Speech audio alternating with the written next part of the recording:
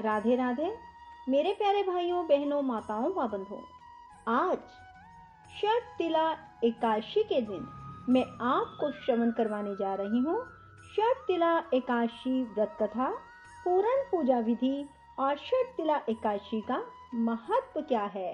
बंधुओं, यदि आपने YouTube चैनल संस्कार की बातें अब तक सब्सक्राइब नहीं किया तो जरूर करें और बेल आइकन दबाना ना भूलें। बोलो विष्णु भगवान की जय हो। माघ मास के कृष्ण पक्ष की एकादशी को षटतिला एकादशी कहा जाता है। इस दिन भगवान विष्णु की पूजा की जाती है। इस दिन काले तिल और श्यामा गाय के दान का विशेष महत्व बताया गया है।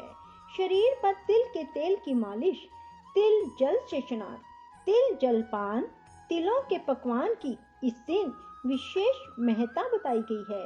विधि पूर्वक यह व्रत करने वाले को रोगों से मुक्ति मिलती है और उसके सुखों में बहुत अधिक वृद्धि होती है, अर्थात उस व्यक्ति का जीवन सुखमय हो जाता है जो षटतिला एकादशी का व्रत करता है।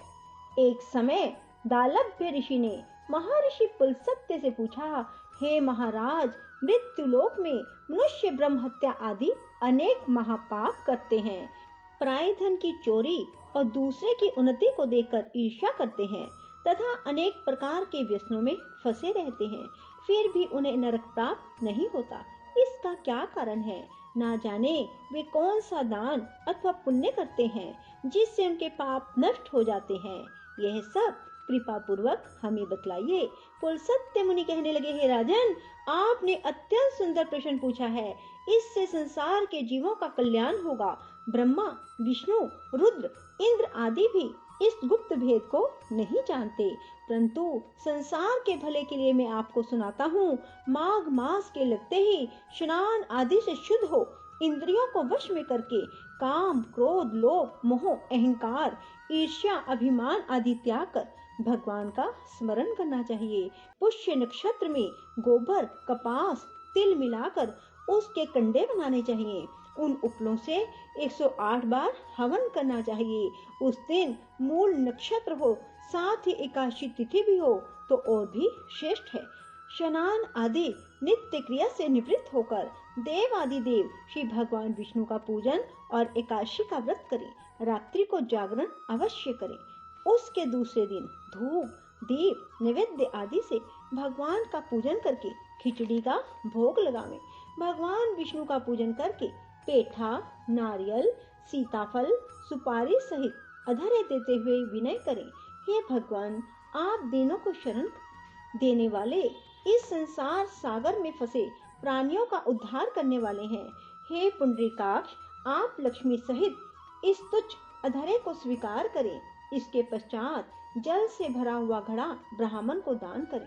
इस समय ब्राह्मण को श्यामा गो और तिल पात्र देना अति उत्तम है। तिल स्नान और भोजन दोनों ही श्रेष्ठ हैं। इस प्रकार जो मनुष्य जितने तिलों का दान करता है उतने ही 1000 वर्ष स्वर्ग में वास करता है। तिल मिश्रित जल में स्नान, तिलों का उपटन, तिल मिश्रित सामग्री से हवन, तिल मिश्रित जल को पीना और भोजन में तिलों का प्रयोग, तिलों का दान, यह 6 कार्य षटतिला कहलाते हैं। इनको करने से अनेक प्रकार के पाप नष्ट हो जाते हैं। इतनी कथा कहकर पुलस्त्य ऋषि कहने लगे, एक समय नारद जी ने भगवान श्री विष्णु से यह प्रश्न पूछा था और भगवान ने षटतिला एकादशी का जो महात्म नारद जी से कहा था, मैं तुमसे कहता हूँ। भगवान विष्णु कहने लगे, हे नारद मुनि, मैं आंखों देखी एक सत्य घटना सुना रहा हूँ, तुम ध्यान पूर्वक सुनो। प्राचीन काल में मृत्युलोक में एक ब्राह्मणी रहती थी। वह सदैव व्रत किया करती थी। एक समय वह 1 मास तक लगातार व्रत करती रही। इससे उसका शरीर बहुत दुर्बल हो गया।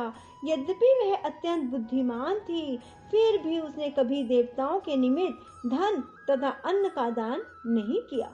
इससे मैंने सोचा, ब्राह्मणी ने व्रत आदि से अपना शरीर शुद्ध कर लिया है, इसको विष्णु लोक तो मिल जाएगा, परंतु इसने कभी भी अन्नदान नहीं किया, इससे उसकी तृप्ति होना कठिन है।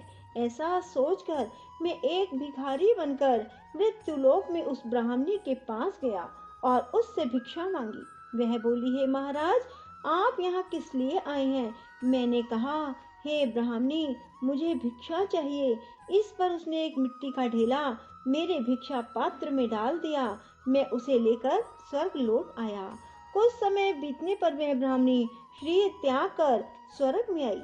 मिट्टी का दान करने से उस ब्राह्मणी को स्वर्ग में सुंदर महल मिला, परंतु उसने अपने घर को अन्न आदि सामग्रियों से शून्य पाया। तब वह मेरे पास आकर बोली, हे भगवान, मैंने तो अनेकों व्रत आदि द्वारा आपकी पूजा की, परंतु फिर भी मेरा घर अन्न आदि से शून्य क्यों है? मैंने कहा, पहले तुम अपने घर जाओ, देवताओं की स्त्रियां तुम्हें देखने के लिए आएंगी। उनसे षटतिला एकादशी का पुण्य और विधि सुन लेना, तब ही द्वार खोलना। भगवान के ऐसे वचन सुनकर वह अपने घर आ गई। जब देव ऋषियां आई और उन्होंने द्वार खोलने के लिए कहा, तो ब्राह्मणी बोली, आप मुझे देखने के लिए आई ही हैं, तो सबसे पहले षटतिला एकादशी का महात्म बताइए। तब उनमें से एक देव स्त्री ने षटतिला एकादशी का महात्म सुनाया। ब्राह्मणी ने महात्म सुनकर घर का द्वार खोल दिया। देवांगनाओं ने देखा, वह ना तो गांधर्वी है, ना आसुरी, वरन सांसारिक विदा है। उस ब्राह्मणी ने देवियों के कथन अनुसार षटतिला एकादशी का व्रत किया। इसके प्रभाव से वह देव कन्याओं के समान सुंदर और रूपवती हो गई। उसका घर अन्न आदि समस्त सामग्रियों से भरपूर हो गया। बोलो विष्णु भगवान की जय हो।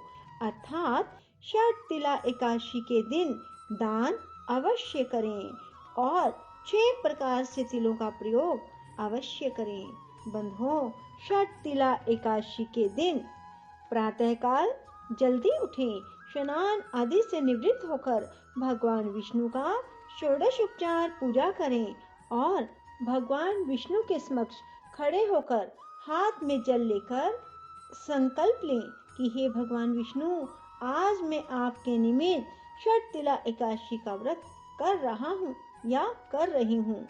ऐसा कहकर कहें कि मेरे व्रत को बिना किसी विघ्न बाधा के संपन्न करें और मेरी मनोवांछित इच्छा पूरी करें। ऐसा कहकर जल भगवान विष्णु के समक्ष छोड़ दें। बंधुओं, आप सभी जानते हैं कि षटतिला एकादशी व्रत करने से मनुष्य के सभी पाप नष्ट हो जाते हैं। इसलिए जीवन में कम से कम एक बार षटतिला एकादशी व्रत अवश्य करें। बंधुओं, षटतिला एकादशी व्रत 18 जनवरी बुधवार को है। षटतिला एकादशी व्रत करने से दुख दरिद्रता से मुक्ति मिलती है। बंधुओं, इस बार षटतिला एकादशी पर 3 शुभ योग भी बन रहे हैं। कहा जाता है, ऐसे में पूजा करने से और भी अधिक पुण्य की प्राप्ति होती है। बंधुओं, षटतिला एकादशी व्रत का पारण 19 जनवरी को सुबह 7:14 से सुबह 9:21 तक रहेगा। बंधुओं, इस बार षटतिला एकादशी पर जो 3 शुभ योग बन रहे हैं वे इस प्रकार हैं: वृद्धि योग, अमृत सिद्धि योग और सर्वार्थ सिद्धि योग। बंधुओं, इन तीनों का योग बहुत ही दुर्लभ माना जाता है। ये तीनों योग में की गई पूजा सफल होती है और हर कार्य में सिद्धि हो जाती है।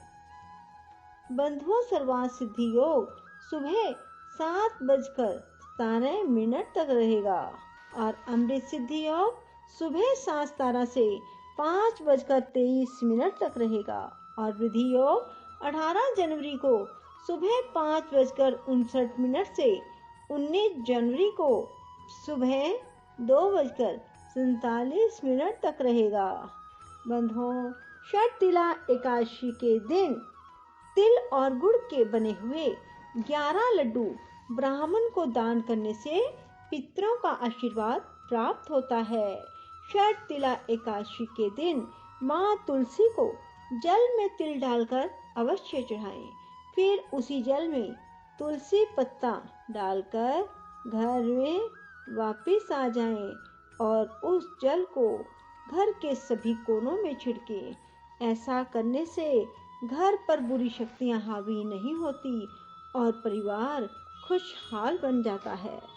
बंधुओं, मैं आपको एक बात और बताना चाहती हूँ कि शर्तिला एकादशी के दिन कुछ नियमों का पालन अवश्य करें, जैसे कि चावल आदि ना खाएं, सिर ना धोएं और बाल भी ना बनाएं।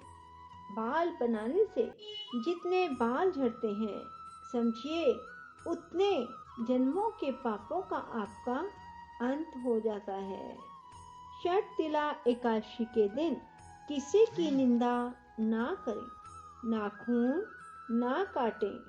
बोलो विष्णु भगवान की जय हो। राधे राधे, जय श्री कृष्णा। बंधुओं, यदि आपको हमारी वीडियो पसंद आए तो इसे लाइक करने के साथ साथ शेयर अवश्य करें। धन्यवाद।